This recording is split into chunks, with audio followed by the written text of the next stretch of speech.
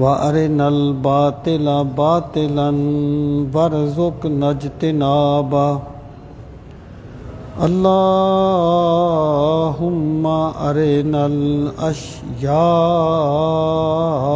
كما هي إن الله وملائكته يصلون على النبي يا أيها الذين آمنوا صلوا عليه وسلموا تسليما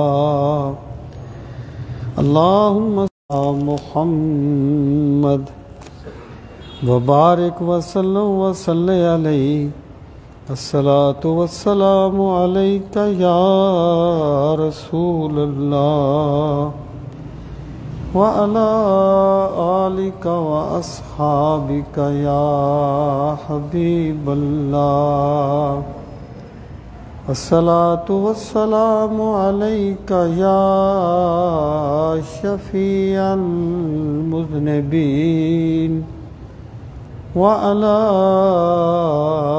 آلک واصحابک یا رحمۃ للعالمین۔ یہ نام پارے کا 13واں رکوع ہے۔ نام پارے کا 13واں رکوع شروع ہو رہا ہے صفحہ نمبر 276 کی آخری لائن۔ اعوذ باللہ من الشیطان الرجیم بسم اللہ الرحمن الرحیم والذین کذبوا بآیاتنا سنستدرجہم من حیث لا یعلمون۔ ترجمہ جی، والذین، اور جن لوگوں نے کذبوا، جٹلا دیا، بآیاتنا، ہماری آیات کو، سنستدرجہم، ہم درجہ بدرجہ انہیں پکڑیں گے، من حیث، اس حیثیت سے، لا یعلمون، کہ وہ نہیں جانیں گے،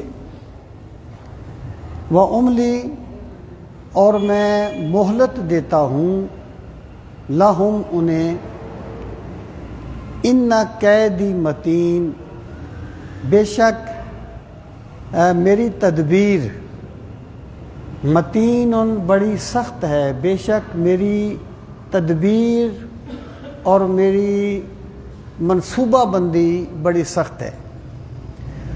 اچھا، یہ جو آیات طیبات ہیں، یہ اس سورہ مبارکہ کی اختتامی آیات ہیں۔ ان میں اللہ رب العزت نے اوورآل لوگوں کے رویوں کے بارے میں کلام فرمایا ہے۔ یہ عام انسانوں کی کمزوری ہے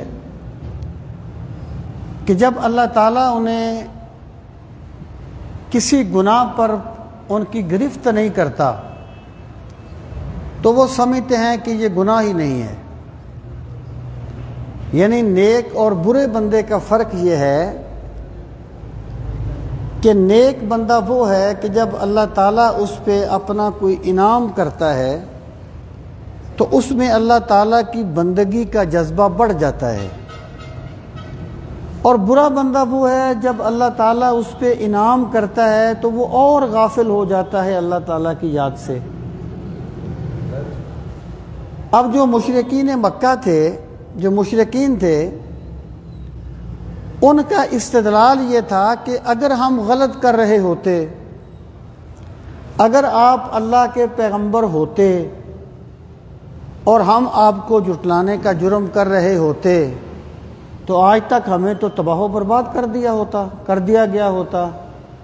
آخر کیا وجہ ہے کہ مال و متاع بھی ہمارے پاس ہے، عزت و آبرو اور دنیاوی مال و جا سب کچھ ہمارے پاس ہے، تو وہ اس چیز کو اپنی صداقت کی دلیل بنا لیا کرتے تھے۔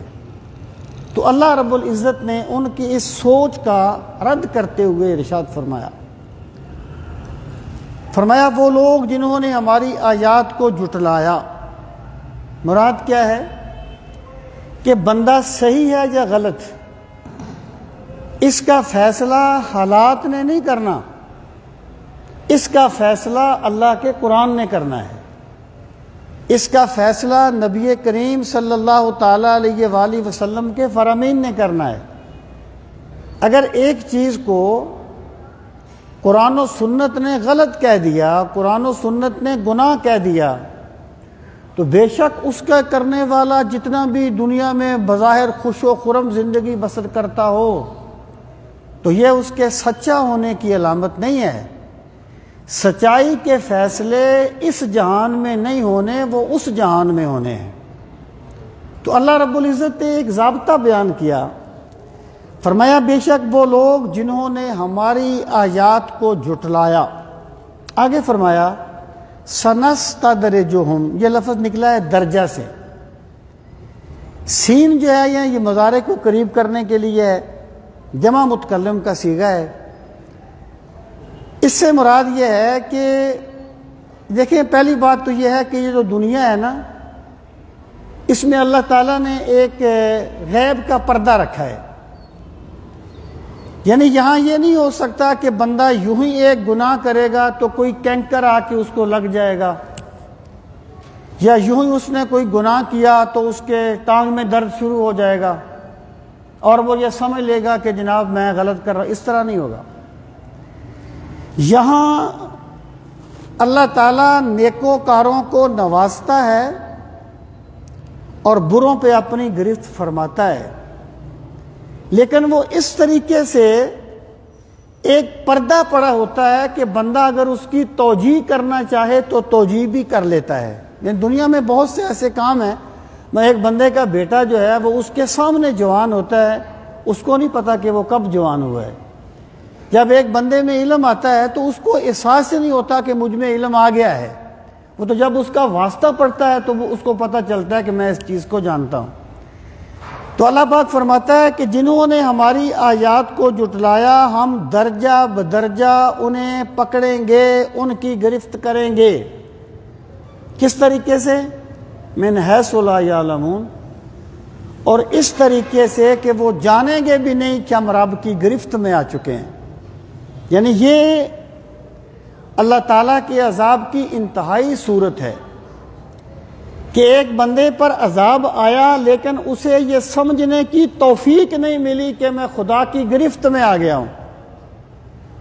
ایک نیک بندے کی علامت یہ ہے کہ اگر کوئی معاملہ پیش آئے تو وہ غور کرتا ہے میں نے کوئی گناہ تو نہیں کیا جس کی وجہ سے مجھ پر گرفت آ گئی ہے، جبکہ برا بندہ اس طریقے سے پھنستا ہے کہ وہ اس کو اندازہ ہی نہیں ہوتا کہ میں عذاب الہی میں گرفتار ہو چکا ہوں، وہ اسی گناہ پر ڈٹ جاتا ہے یہاں تک کہ اس کی موت کا وقت آ جاتا ہے اور پھر وہ اللہ کی بارگاہ میں پہنچ جائے گا۔ ارشاد فرمایا وَأُمْلِي لَهُمْ، اور میں انہیں مہلت دیتا ہوں۔ یعنی اللہ تعالیٰ جو پکڑتا نہیں ہے نا بندوں کو، اس کا یہ مطلب نہیں ہے کہ بندوں کے کام صحیح ہیں، اس کا مطلب یہ ہے کہ میرا خدا بندے کو توبہ کا موقع دے رہا ہے، میرا خدا بندے کو سنبھلنے کا موقع دے رہا ہے کہ اب بھی سنبھل جا، میں انہیں موقع دیتا ہوں۔ ان قیدی متین، لیکن یاد رکھو پھر جو میری گرفت ہے نا وہ بڑی سخت ہوتی ہے۔ جب میرا عذاب کا شکنجہ کس لیتا ہے پھر تمہاری تدبیریں دری کی دری رہ جاتی ہیں، تمہارے تمام انتظامات درے کے درے رہ جاتے ہیں، اور اس طرح تباہ کر دیا جاتا ہے کہ جس کا بندہ تصور بھی نہیں کر سکتا۔ وہ جو فرمایا گیا نا پہلی قوموں کے بارے میں کہ وہ بڑے خوش و خرم بستے تھے، انہیں اللہ تعالیٰ کے انبیاء آ کے آگاہ کرتے رہے کہ اللہ کی بندگی کرو، انہیں مان تھا اپنے محلوں پر، اپنی بڑی بڑی عمارتوں پر۔ اللہ پاک نے فرمایا ہم نے انہیں یوں تباہ کر دیا کَأَن لَّمْ يَغْنَوْا فِيهَا، بستیاں اس طرح اجڑ گئیں جیسے یہاں کبھی کوئی بسنے والا تھا ہی نہیں۔ تو جب خدا کی گرفت آتی ہے نا تو پھر دوست بھی دشمن بن جاتے ہیں، پھر وہی چیز جو بندے کے لیے اللہ کی نعمت ہوتی ہے وہ عذاب بن جاتی ہے۔ جس زمین کے سینے پہ بندہ چلتا ہے اسی میں وہ غرق ہو جاتا ہے، تباہ ہو جاتا ہے۔ ان قیدی متین، بندے کو چاہیے کہ وہ حق اور سچ کے فیصلے مادیات کی دنیا سے نہ کرے، وہ حق اور سچ کے فیصلے اللہ کے قرآن سے کرے۔ دیکھیں یہ دنیا ہے، اس کو قرآن اصطلاح میں ایک لفظ ہے التباس۔ التباس کا معنی ہے کام اس طرح کرنا کہ اس کی توجیہ کی جا سکے، کام اس طرح کرنا کہ اس کی توجیہ کرنی ممکن ہو، لیکن حقیقت میں وہ اس کے اوپر اللہ کا عذاب ہو، بندہ اس کو توجیہ کر کے کسی اور طرف نکل جائے۔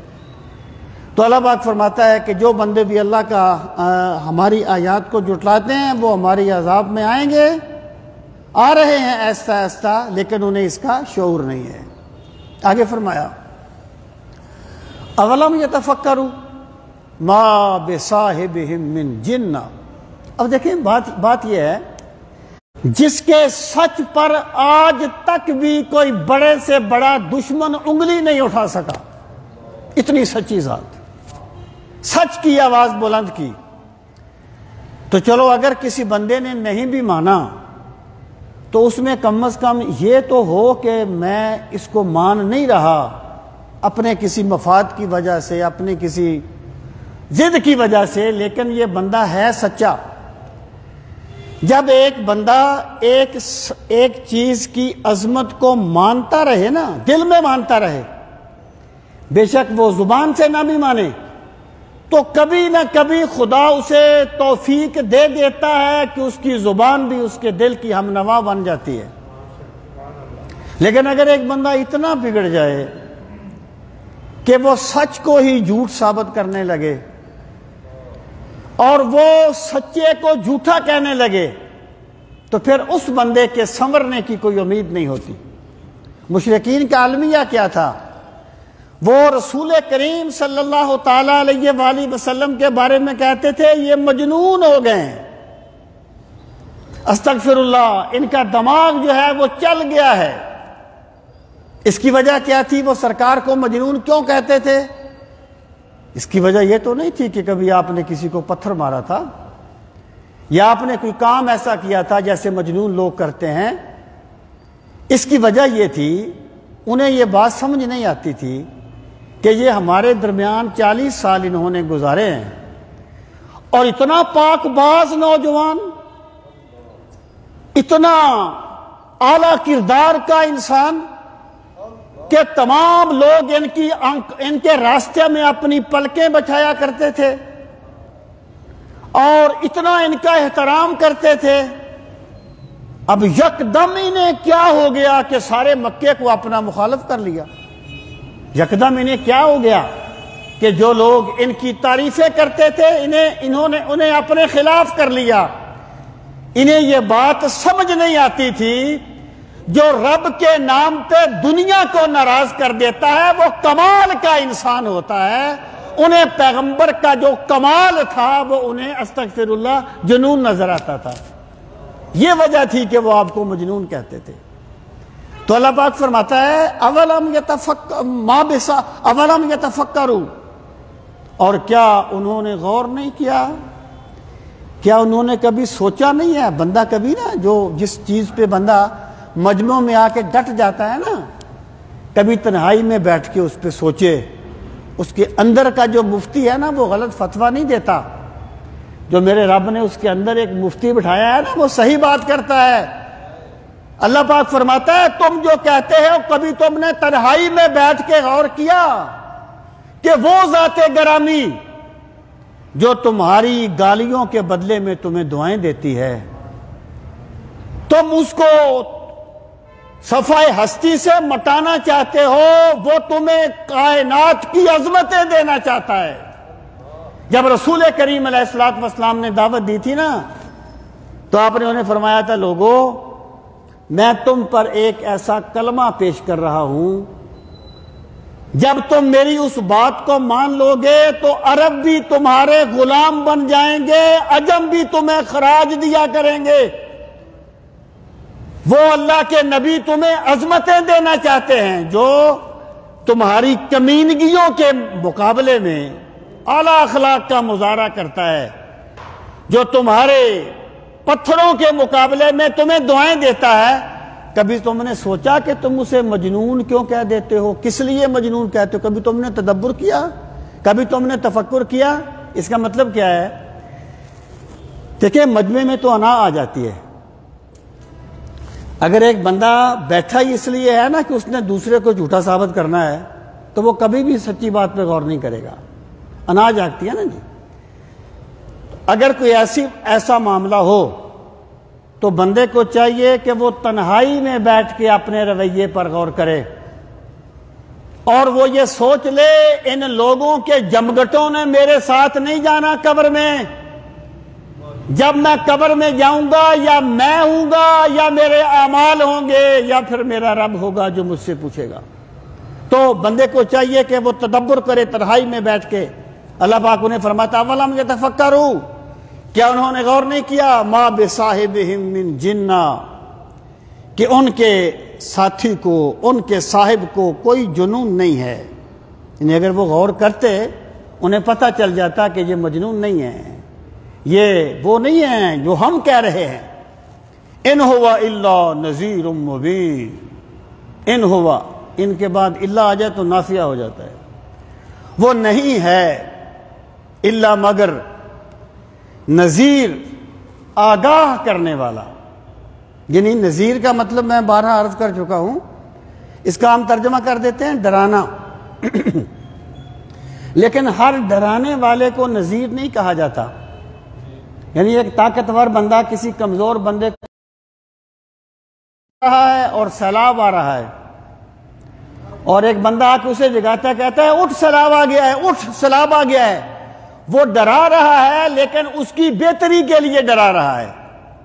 نذیر اس ذات کو کہتے ہیں جو آنے والے خطرات سے آگاہ کرنے والی ہوتی ہے۔ ان ہوا الا نذیر، یہ ان کے سوال کا بھی جواب ہے کہ پھر لوگ ان کی بات کو مانتے کیوں نہیں ہیں اگر یہ سچے ہیں؟ جیسے آج لوگ کہتے ہیں نا جی وہ بس تاثیر ہی نہیں رہی جی لوگوں کی زبانوں میں۔ بھائی کوئی سننے والے میں بھی تو تاثیر ہونی چاہیے۔ اللہ کے پیغمبروں، اللہ تعالیٰ کے کتنے ایسے پیغمبر گزرے جن پر ایک بندہ بھی ایمان نہیں لایا، تو پیغمبر کی تاثیر میں تو کسی کو کلام نہیں ہے نا، کچھ آگے سے بھی تو تاثیر ہونی چاہیے۔ تو اللہ پاک فرماتا ہے میرے پیغمبر کا فرض منصبی یہ نہیں ہے کہ وہ تمہیں لازمی طور پر مسلمان کرے، وہ تو تمہیں آگاہ کرنے والا ہے کہ لوگوں میری بات مان لو ورنہ اللہ کا عذاب آ جائے گا، ورنہ تم لٹ جاؤ گے، تمہاری سرداریاں ختم ہو جائیں گی، تمہاری عزتیں خاک میں مل جائیں گی۔ ان ہوا الا نذیر، اور پھر کیا؟ مبین۔ اور وہ کسی بات کو ابہام میں نہیں رکھتے، کسی بات کو ذو معنی انداز میں نہیں کرتے۔ رسول کریم صلی اللہ تعالی علیہ وآلہ وسلم نے پورے دین کے ہوکے لگا کے بتا دیا تھا لوگوں یہ اللہ کا دین ہے، وہ تمہیں واضح طور پر آگاہ کرنے والے ہیں۔ آگے فرمایا اولم ینظروا،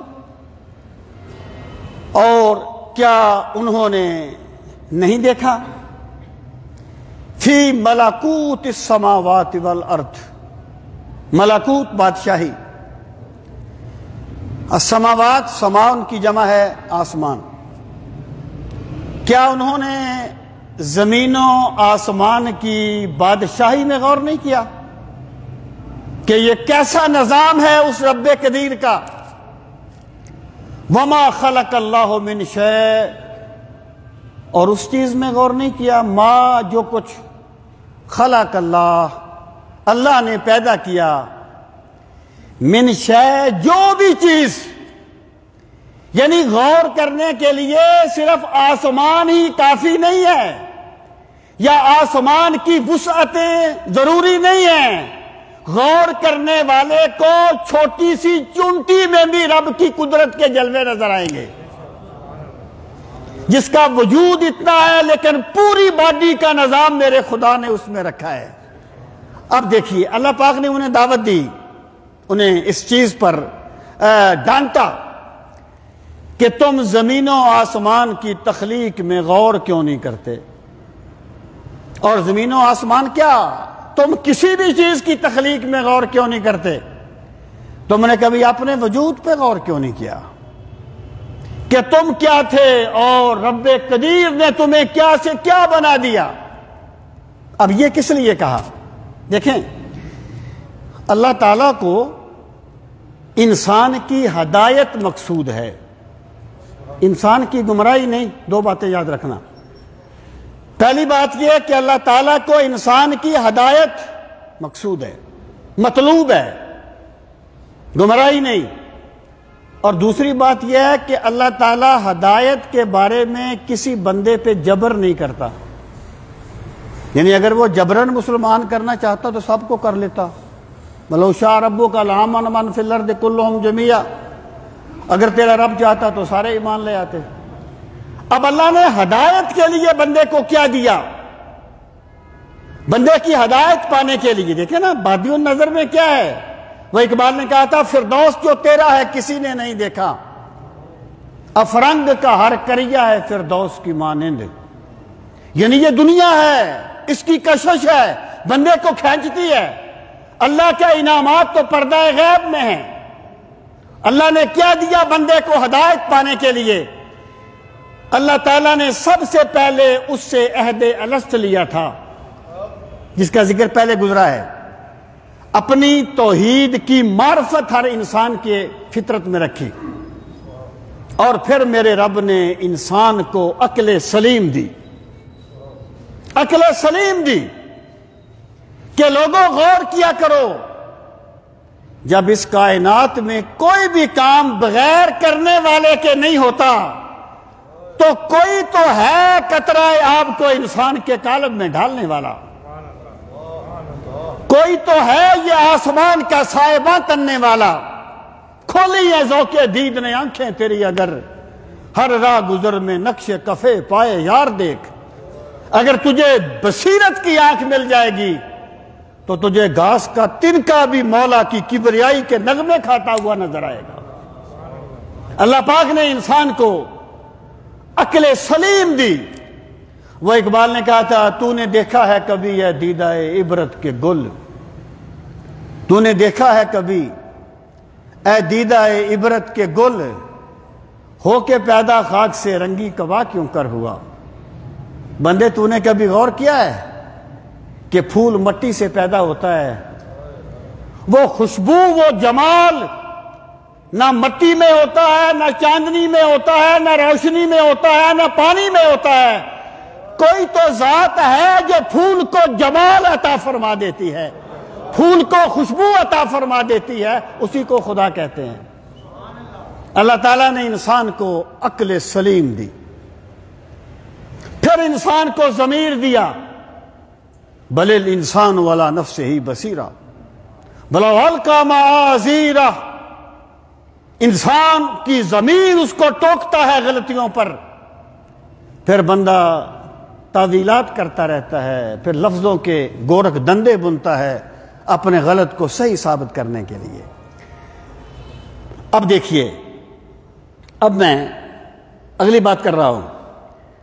اب اللہ تعالیٰ نے جو کچھ کائنات میں، جو کچھ پوری کائنات حال کی زبان سے کہہ رہی تھی نا، اللہ کے نبیوں نے وہ سارا کچھ کال کی زبان میں کہہ دیا۔ اب مطلب کیا ہے؟ اب ذرا آیت میں غور کیجئے۔ فرمایا جو میرا پیغمبر کہہ رہا ہے نا لوگوں، جس خدا کی طرف تمہیں بلا رہا ہے وہ خدا کوئی اجنبی نہیں ہے۔ کائنات جس خدا کی عظمت کے گن گاتی ہے، میرا پیغمبر اسی خدا کی توحید کی طرف تمہیں بلاتا ہے۔ یہ ہے اس آیہ کریمہ کا یہاں پر پس منظر۔ ارشاد فرمایا اولم ينظروا فی ملکوت السماوات والارض اور یہ دیکھنے سے مراد ڈنگروں کی طرح دیکھنا نہیں ہے، ورنہ کس نے آسمان نہیں دیکھا اور کس نے زمین نہیں دیکھی؟ جس بندے نے خدا کی خدائی میں غور کیا اسے خدا کی عظمت نظر آئے گی۔ ایک ملحد سائنسدان تھا نا، وہ کسی جانور پر تحقیق کر رہا تھا، پھر اس نے اس کے کانوں پہ غور کیا، انسان کے کانوں پہ غور کیا، کانوں کی ساخت پہ غور کیا، کہنے لگا جس خدا نے یہ کان بنائے ہیں وہ خود میری بات کیوں نہیں سنتا ہوگا؟ جس خدا نے آنکھیں بنائی ہیں وہ خود مجھے کیوں نہیں دیکھتا ہوگا؟ یہ خدائی جو ہے نا بے نقابی یہ کہ ہر ذرے سے جلوہ آشکار، بے نقابی یہ کہ ہر ذرے سے جلوہ آشکار، اور اس پہ گونگت یہ کہ صورت آج تک نادیدہ ہے۔ یہ کائنات میں غور کرنے سے اللہ کی معرفت نصیب ہوتی ہے۔ اسی لیے اہل تصوف یہ کہتے ہیں ایک لمحے کا تدبر وہاں پہنچا دیتا ہے جہاں سینکڑوں سالوں کی عبادت نہیں پہنچاتی۔ تدبر سے ایمان کریٹ ہوتا ہے، کریشن ہوتی ہے ایمان میں۔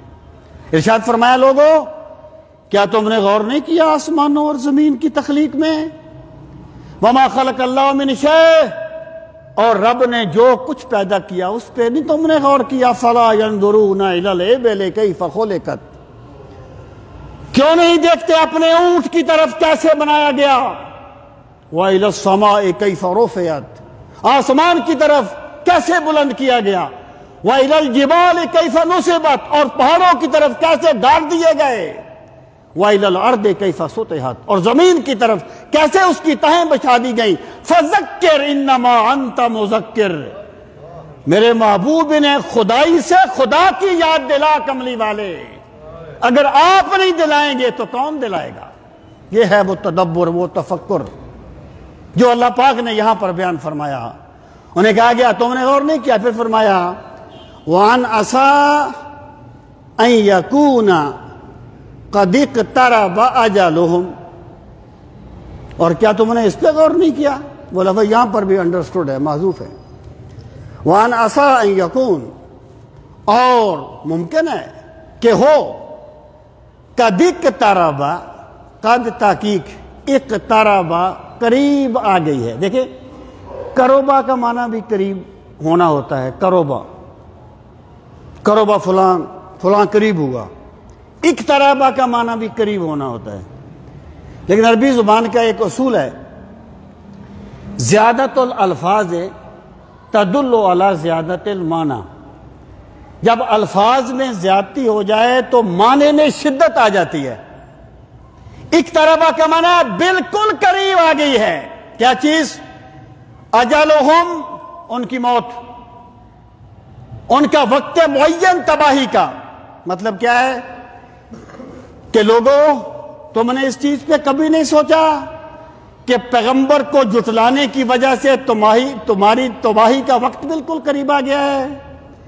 یا تم نے خدا کی خدائی میں رہتے ہوئے کھاتے خدا کا ہو اور سجدے بتوں کو کرتے ہو، چلتے مولا کی زمین پر ہو اور ڈنڈوت اپنے بتوں کی بجا لاتے ہو؟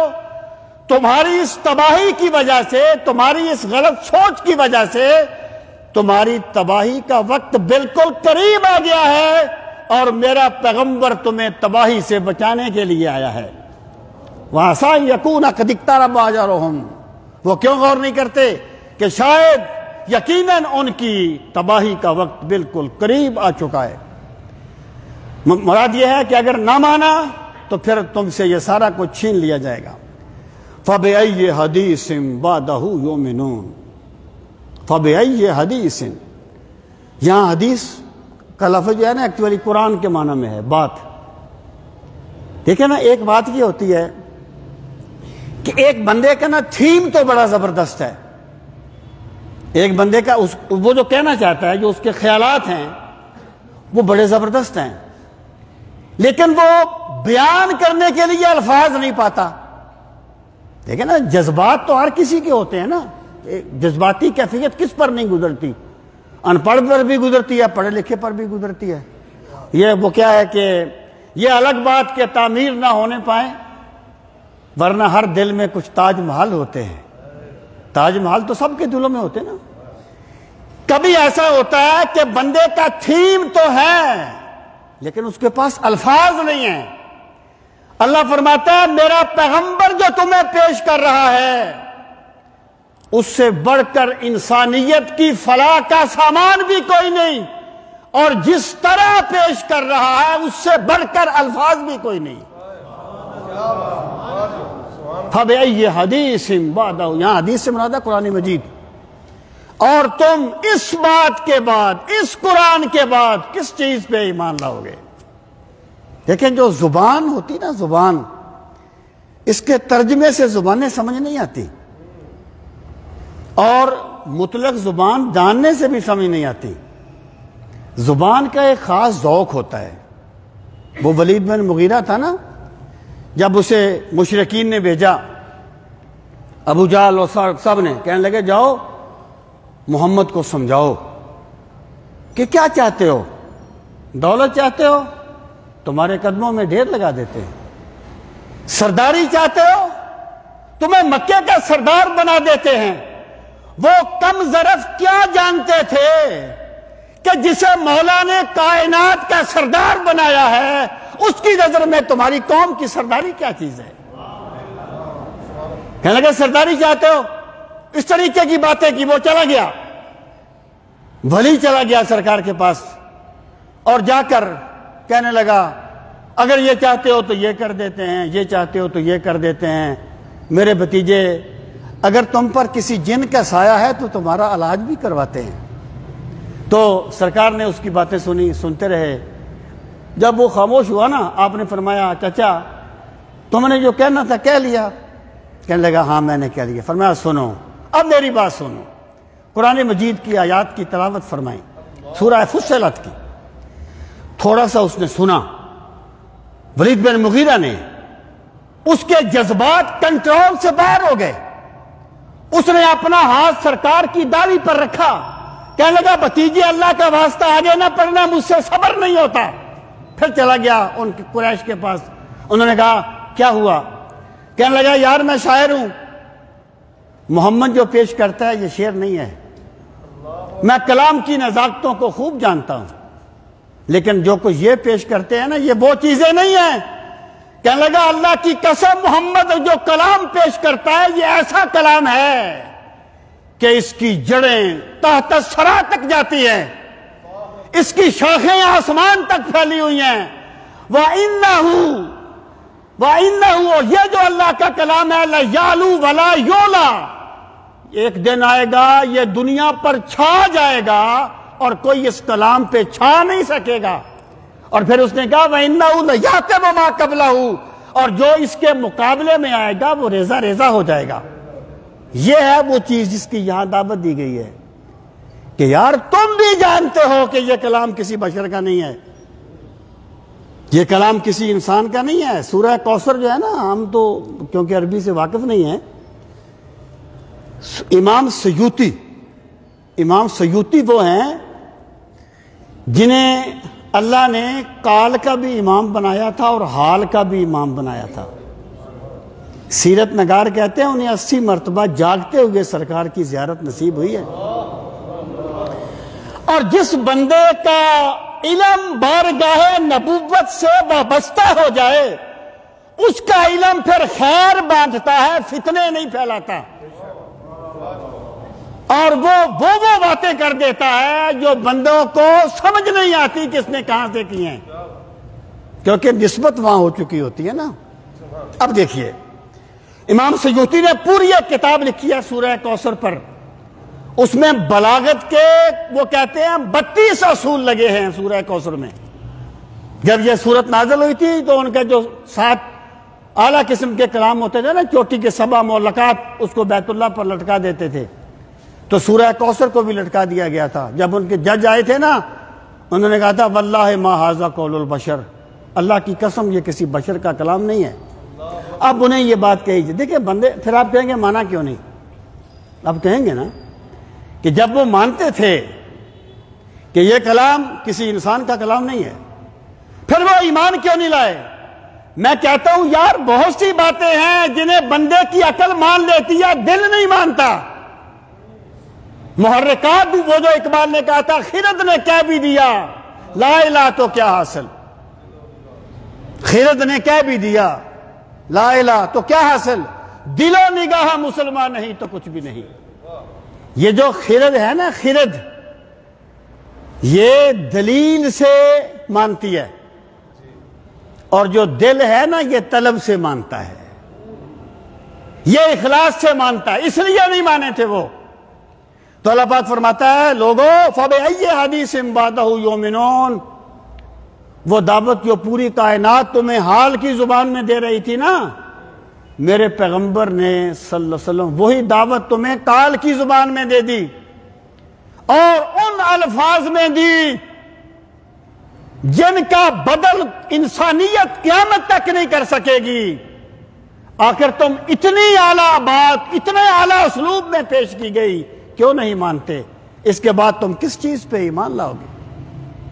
اب فرمایا مَن يُضْلِلِ اللَّهُ فَلَا هَادِيَ لَهُ وَيَذَرُهُمْ فِي طُغْيَانِهِمْ يَعْمَهُونَ۔ اب اللہ نے ایک ضابطہ بیان کر دیا، آیت تو مطلق ہے، مَن يُضْلِلِ اللَّهُ، من جسے یضلل گمراہ کر دے، اللہ تعالی، فلا ہادی لہو، اسے کوئی ہدایت دینے والا نہیں ہے، وَيَذَرُهُمْ، اور اللہ انہیں چھوڑ دیتا ہے، وہ انہیں چھوڑ دیتا ہے، فی طغیانہم، طغیان کہتے ہیں سرکشی کو، تغا یتغا طغیان، کسی چیز کا حد سے باہر آ جانا، اور اللہ انہیں چھوڑ دیتا ہے ان کی سرکشی میں، یا مہون، جیسے نابینا بھٹکتا پھرتا ہے نا نابینا انسان، وہ بھی اپنے اندھے پن میں بھٹکتے رہیں۔ اب اللہ نے ایک ضابطہ دے دیا کہ جب اللہ تعالیٰ نے ہدایت کو بالکل واضح کر دیا اور میرے پیغمبر نے ہدایت کو آخری حد تک پہنچا دیا، جو لوگ اب بھی نہیں مانے وہ یہ نہ سمجھے کہ وہ مانے نہیں ہیں، بلکہ ان کی ضد کی وجہ سے اللہ نے ان سے ہدایت سلب کر لی ہے، اللہ نے انہیں ماننے دیا ہی نہیں۔ محبت کے لیے کچھ دل مخصوص ہوتے ہیں، یہ وہ نغمہ ہے جو ہر ساز پہ گایا نہیں جاتا۔ اب پھر آپ دیکھیے، ایک تو آیت کا اسلوب دیکھ لیں کہ پہلے بیان فرمایا ہم نے کس طریقے سے کیا، پھر فرمایا اللہ انہیں چھوڑ دیتا ہے ان کی سرکشی میں، مطلب کیا ہے؟ ان کی ہدایت قبول نہ کرنے کا سبب یہ نہیں ہے اللہ نہیں چاہتا، اللہ اس پہ جبر کر کے نہیں مناتا۔ میرے رب کو اختیار کے سجدے محبوب ہیں، جبر کے سجدے میرا خدا نہیں چاہتا بندوں سے۔ اللہ انہیں چھوڑ دیتا ہے فی طغیانہم یعمہون، کہ وہ اپنی سرکشی میں بھٹکتے رہیں۔ اب فرمایا یسألونک عن الساعہ، یہ ان کے ایک رویے کا بیان ہے۔ وہ کہتے تھے یسألونک، وہ آپ سے سوال کرتے ہیں، عن الساعہ، قیامت کے بارے میں، ایانا، کب ہوگا، مرساہا، اس کا لنگر انداز ہونا، یعنی آپ سے پوچھتے ہیں قیامت کب آئے گی۔ ان کا سوال یہی رہا ہمیشہ، قیامت کب آئے گی۔ یہ مطلب نہیں تھا کہ وہ قیامت کی تیاری کرنا چاہتے تھے، بلکہ وہ یہ بات ایک محال چیز ثابت کرنے کے لیے کہتے تھے۔ پھر سارے نبی جو کہتے رہے تھے کہ قیامت آئے گی، قیامت کب آئے گی وہ قیامت۔ یاد رکھنا اللہ تعالیٰ کے انبیاء لوگوں کو قیامت کا وقت متعین بتانے کے لیے نہیں آئے تھے کہ قیامت اتنے 100 سال کے بعد آئے گی۔ اللہ تعالیٰ کے انبیاء لوگوں کو یہ بتانے کے لیے آئے تھے کہ لوگوں تمہاری اس زندگی کے بعد بھی ایک زندگی ہے، اور ایک دن آئے گا جب خدا قبروں سے مردوں کو اٹھائے گا اور سب کے سب اللہ کی بارگاہ میں چلے جائیں گے۔ اللہ جو پیغمبر کا مقصد بعثت ہی نہیں تھا وہ سوال کرتے تھے قیامت کب آئے گی. دیکھیں اسلام کا مزہ یہ ہے. وہ ایک سرکار بیٹھے ہوئے تھے نا, ایک صحابی آ گئے, کہنے لگے متسا یا رسول اللہ, اے اللہ کے رسول صلی اللہ علیہ وسلم قیامت کب آئے گی؟ آپ نے فرمایا ما عدت لہا, تو نے قیامت کے لیے کیا تیاری کی ہے؟ مطلب کیا ہے کہ اس چیز کے پیچھے نہ پڑو کہ قیامت کب آئے گی. تم یہ سوچو اگر تم آج ہی مر جاؤ تو اللہ کی بارگاہ میں کیا لے کے جاؤ گے. تو وہ سوال جس کا تعلق تمہاری زندگی کے ساتھ نہیں ہے, اس پر اپنا وقت کیوں کھپاتے ہو؟ اس طرف آؤ جو تمہاری زندگی کا مقصد ہے. وہ کہتے تھے قیامت کب آئے گی؟ تو سرکار نے اس سے پوچھا اس کے لیے تم نے کیا تیاری کی ہے؟ اب صحابی نے کہا ما عادت لہا من کثیر صوم ولا صلاۃ, یا رسول اللہ صلی اللہ علیہ وسلم میری کچھ نمازیں اور روزے تو زیادہ نہیں ہیں. یاد رکھنا یہ ممکن نہیں تھا کہ عہد نبوت میں ایک بندہ کلمہ پڑھے اور نماز نہ پڑھے. صحابی تو صحابی ہے نا. منافق بھی نماز پڑھتے تھے لیکن سستی سے پڑھتے تھے. قرآن نے یہ نہیں کہا کہ منافق نماز نہیں پڑھتے. قرآن نے یہ کہا وَإِذَا قَامُوا إِلَى الصَّلَاةِ قَامُوا كُسَالَىٰ, جب منافق نماز کے لیے کھڑے ہوتے ہیں تو سستی کرتے ہوئے کھڑے ہوتے ہیں, اور جب مومن نماز کے لیے جاتے ہیں تو اللہ کی محبت میں اس طرح جاتے ہیں جیسے محبوب سے ملاقات کرنے جا رہے ہیں. تو صحابی نے کہا نمازیں اور روزے زیادہ نہیں ہیں. مطلب یہ نہیں تھا کہ نمازوں میں سستی کرتے تھے یا نہیں. مطلب یہ تھا یا رسول اللہ صلی اللہ علیہ وسلم میری نجات کا جو سامان ہے وہ میرے اعمال نہیں, وَلَكِنِّي أُحِبُّ اللَّهَ وَرَسُولَهُ, لیکن میں اللہ سے بھی محبت کرتا ہوں, اللہ کے رسول سے بھی محبت کرتا ہوں. تو سرکار نے فرمایا المرء مع من احب, آدمی قیامت کے دن اسی کے ساتھ ہوگا جس سے وہ محبت کرتا ہے. تو صحابہ کہتے ہیں ہمیں اتنی خوشی ہوئی یہ بات سن کر جتنی ہمیں ایمان قبول کرنے کے بعد کبھی نہیں ہوئی تھی. تو میں یہ عرض کر رہا تھا اسلام کی تعلیم یہ نہیں ہے کہ قیامت کب آئے گی. اللہ کے نبی وقت بتانے کے لیے نہیں آئے تھے. اللہ کے نبی قیامت کے بارے میں بتانے کے لیے آئے تھے کہ لوگوں وہ آئے گی اور یہ اس کی نشانیاں ہیں. تو انہوں نے کہا قیامت کب آئے گی؟ قل, آپ فرما دیجئے انما علمها عند ربی, انما فقط علمها اس کا علم یعنی قیامت کا علم, عند ربی میرے رب کے پاس ہے. یعنی قیامت کا علم جو ہے وہ میرے رب کے پاس. مراد کیا ہے؟ میں تمہیں قیامت کا وقت بتانے کے لیے نہیں آیا. قیامت کب آئے گی یہ میرا رب جانتا. اب اگلی بات یہ ہو گئی کہ کیا رسول کریم علیہ الصلوۃ والسلام کو قیامت کا علم تھا؟ تو مفسرین نے لکھا ہے, علماء نے لکھا ہے, اور علامہ ساوی نے لکھا کہ رسول کریم صلی اللہ تعالی علیہ وآلہ وسلم اس وقت تک دنیا سے تشریف نہیں لے گئے جب تک اللہ تعالیٰ نے آپ کو ہر چیز کا علم عطا نہیں فرما دیا.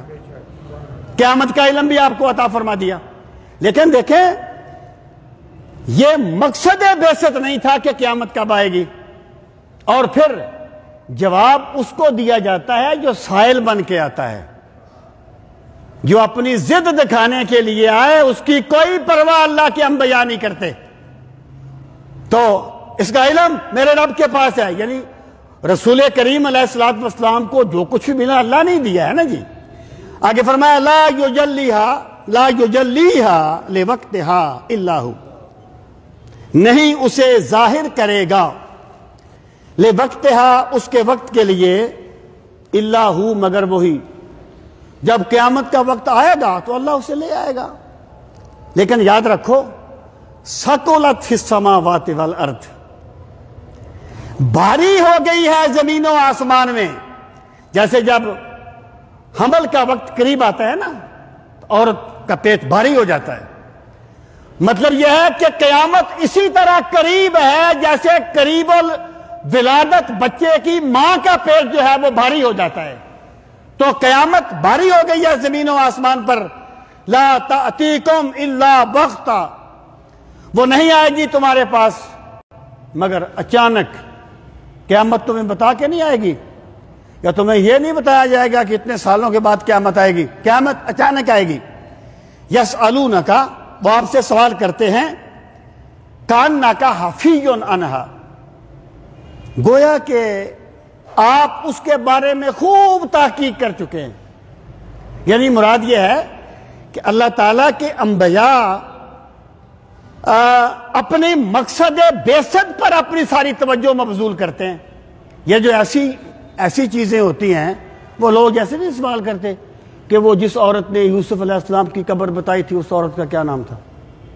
یعنی نماز کے فرض نہیں آتے، وضو کا طریقہ نہیں آتا، سورہ فاتحہ کا ترجمہ نہیں آتا، اور سوال یہ کرتے ہیں کہ جس عورت نے وہ قبر بتائی تھی اس کا نام کیا تھا.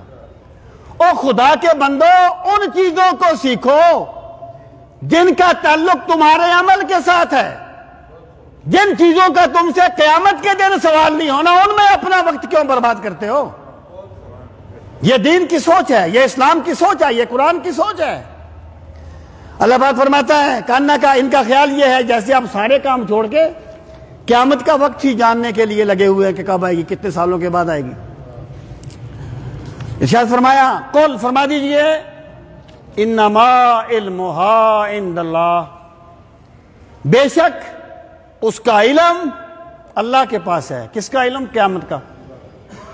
قیامت کا علم اللہ کے پاس. اگلا جملہ سنیے، وَلَكِنَّ أَكْثَرَ النَّاسِ لَا يَعْلَمُونَ، لیکن اکثر لوگ نہیں جانتے.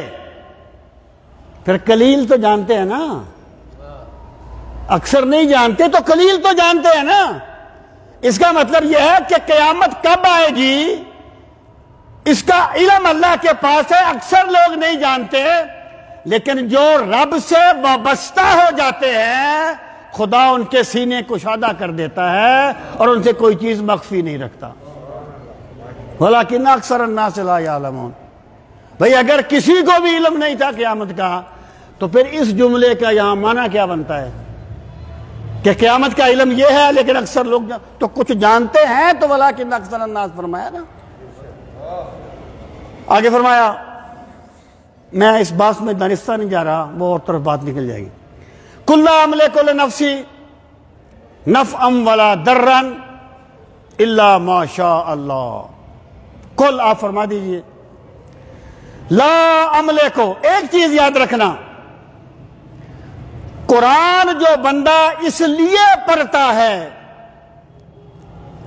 کہ اسے رسول کریم علیہ السلام کے بارے میں یہ چیز معلوم ہو جائے کہ استغفر اللہ، سرکار کو فلاں چیز کا علم نہیں تھا یا آپ فلاں نہیں کر سکتے تھے. جس بندے نے قرآن کو سرکار کی بے عیب ذات میں عیب چاہنے کے لیے پڑھا، اسے ایمان کی حلاوت نہیں ملی. ورنہ اے زبراں زیراں تے اے شداں مداں سب شان اودی وچ آئیاں، عامہ لوگاں خبر نہ کائی خاصا رمضاں پائیاں. تو قرآن مجید کو جو بندہ اس لیے پڑھتا ہے کہ دیکھو علم نہیں تھا. اللہ اب دیکھیے ذرا، آپ الفاظ پہ غور کیجئے. پہلی بات فرمائی، لا املک لنفسی نفعا ولا ضرا، میں نفع نقصان اپنی ذات کے لیے نفع نقصان کا مالک نہیں ہوں. اب دیکھیں، آپ اس چیز کے اللہ نے آپ کو اتنا مالک بنایا ہے نا کہ آپ پانی پی لیتے ہیں، آپ کھانا کھا لیتے ہیں، یہ نفع نقصان نہیں ہے اپنی ذات کے لیے؟ یہ اپنی ذات کا نفع نہیں ہے؟ ایک بندہ اگر اپنا ہاتھ آگ میں ڈال دیتا اپنا نقصان کرتا ہے، یہ اپنی ذات کا نقصان نہیں ہے؟ جب ہر بندے کے پاس اختیار ہے تو پیغمبر کے پاس کیوں نہیں ہوگا؟ اور میرے بھائی، نفی اس چیز کی نہیں ہے، نفی یہ ہے الا ما شاء اللہ، میں خود نفع نقصان کا مالک نہیں ہوں، لیکن اتنا مالک ہوں جتنا میرا رب چاہتا ہے. میں خود مالک نہیں ہوں، لیکن جتنا میرا رب چاہے وہ اتنا مجھے تصرف دے دیتا ہے. اور اللہ نے کتنا دیا کوئی ایسی گنتی ایجاد ہی نہیں ہوئی جو اسے شمار کر سکے۔ اللہ پاک نے خود فرمایا وَلَسَوْفَ يُعْتِيكَ رَبُّكَ فَتَرْضَىٰ، میرے محبوب ہم تمہیں اتنا دیں گے کہ تو راضی ہو جائے گا۔ تو ارشاد فرمایا یہاں نفی ہے الوہیت کی، عبدیت کی نفی نہیں ہے، الوہیت کی نفی ہے کہ میں خود مالک نہیں ہوں، میں خود اپنی نفع نقصان کا مالک نہیں ہوں، میرے پاس جو کچھ بھی ہے مجھے میرے رب نے عطا فرمایا ہے۔ ارشاد فرمایا وَلَوْ كُنْتُ عَالِمُ الْغَيْبِ، اور اگر میں ہوتا غیب جاننے والا، لَاسْتَكْثَرْتُ مِنَ الْخَيْرِ، تو یقیناً میں جمع کر لیتا بہت سی بلائی۔ اگر میں غیب جاننے والا ہوتا تو میں خیر کثیر جمع کر لیتا۔ وَمَا مَسَّنِيَ السُّوءُ، اور مجھے کوئی تکلیف نہ چھوتی۔ اب یہاں پہ ایک بات یہ ہے کہ جو بندہ ایک چیز کو جانتا ہے کیا وہ نقصان سے بچ سکتا ہے؟ ایک بندہ ہے کہ بیماری میں مبتلا ہے، اسے ڈاکٹروں نے بتا دیا یہ بیماری ہے اور اتنے دن تیری زندگی ہے زیادہ سے زیادہ، تو کیا علم اسے بچا لے گا مرنے سے؟ کیا علم اسے نقصان سے بچا لے گا؟ نہیں بچائے گا۔ بھائی مطلق علم ذریعہ نہیں ہوتا بچانے کا، وہ علم ذریعہ ہوتا ہے جو علم ذاتی ہوتا ہے اور جو صفت الوہیت ہے۔ یہاں پر اللہ تعالیٰ نے رسول کریم علیہ الصلوۃ والسلام کی الوہیت کی نفی کی ہے کہ میرے پاس وہ علم ذاتی نہیں ہے جس کی جو الوہیت کو مستلزم ہوتا ہے اور جس کی وجہ سے بندہ اپنے ذات کے نقصان سے بچ جاتا ہے۔ یہاں تک مطلق علم کا تعلق ہے، اس کی نفی اس میں نہیں ہے۔ پھر آپ دیکھیں کہ اگر میں غیب جانتا تو میں خیر کثیر جمع کر لیتا، تو خیر کثیر تو اللہ تعالیٰ نے رسول کریم علیہ الصلوۃ والسلام کو دے دی تھی۔ اِنَّا أَعْطَيْنَاكَ الْكَوْثَرَ، اور الکوثر کیا هو الخیر الکثیر کلہ، ابن عباس کہتے ہیں نا هو الخیر الکثیر کلہ، خیر کثیر تو دے دی تھی۔ اگر خیر کثیر کا ملنا علم آنے کی دلیل تھی تو پھر بھی ماننا پڑے گا کہ اللہ تعالیٰ نے اپنے نبی کو علم عطا فرمایا ہے، اور یہاں جو نفی ہے وہ الوہیت کی نفی ہے۔ تو اللہ پاک نے فرمایا اگر میں خود غیب جان لیتا، پیغمبر آپ کہہ دیں اگر میں خود غیب جان لیتا، لَاسْتَكْثَرْتُ مِنَ الْخَيْرِ، تو پھر میں بڑی خیر جمع کر لیتا۔ وَمَا مَسَّنِيَ السُّوءُ، اور مجھے کوئی برائی نہ چھوتی۔ میں کیا ہوں؟ اِنْ أَنَا إِلَّا نَذِيرٌ، میں تو صرف تمہیں اپنے رب کے عذاب سے ڈرانے والا ہوں، میں تو تمہیں تمہاری تباہی سے آگاہ کرنے والا ہوں۔ وَبَشِيرٌ، اور میں ماننے والوں کو بشارت دینے کے لیے آیا ہوں، ماننے والوں کو خوشخبری دینے کے لیے آیا ہوں۔ جب حضرت خباب نے کہا تھا نا کہ بڑی ظلموں کی انتہا ہو گئی، تو سرکار نے فرمایا خباب ابھی سے گھبرا گئے، تم سے پہلے لوگوں کے ناخن ان کی انگلیوں سے الگ کر دیے گئے، انہیں آروں سے چیر دیا گیا، اور وہ حق پر قائم رہے۔ پھر فرمایا ایک دن ایسا آئے گا جب اللہ کا دین ہر اس گھر میں پہنچ جائے گا جس گھر میں سورج کی روشنی پہنچتی ہے یا چاند کی چاندنی پہنچتی۔ میں بشارت دینے والا ہوں ماننے والوں کو، اور منکروں کو اللہ کے عذاب سے ڈرانے والا ہوں۔ فرمایا ان انا الا نذیر وبشیر، اور بشیر ہوں کس کے لیے؟ لقوم یؤمنون۔ فعل کبھی کبھی ارادہ فعل کے معنی میں ہوتا ہے، یہاں یہ ارادہ فعل کے معنی میں ہے، اس قوم کے لیے جو ایمان لانا چاہتی ہے نا، میں انہیں بشارت دینے آیا ہوں اللہ تمہیں دنیا میں بھی غلبہ عطا کرے گا اور جنتیں بھی تمہاری منتظر ہوں گی۔ اقبال کس کے عشق کا یہ فیض عام ہے، رومی تباہ ہوا حبشی کو دوام ہے۔ اللہ تعالیٰ ہمیں دین کا فہم صحیح نصیب فرمائے۔ وما علینا الا البلاغ المبین۔ الحمدللہ۔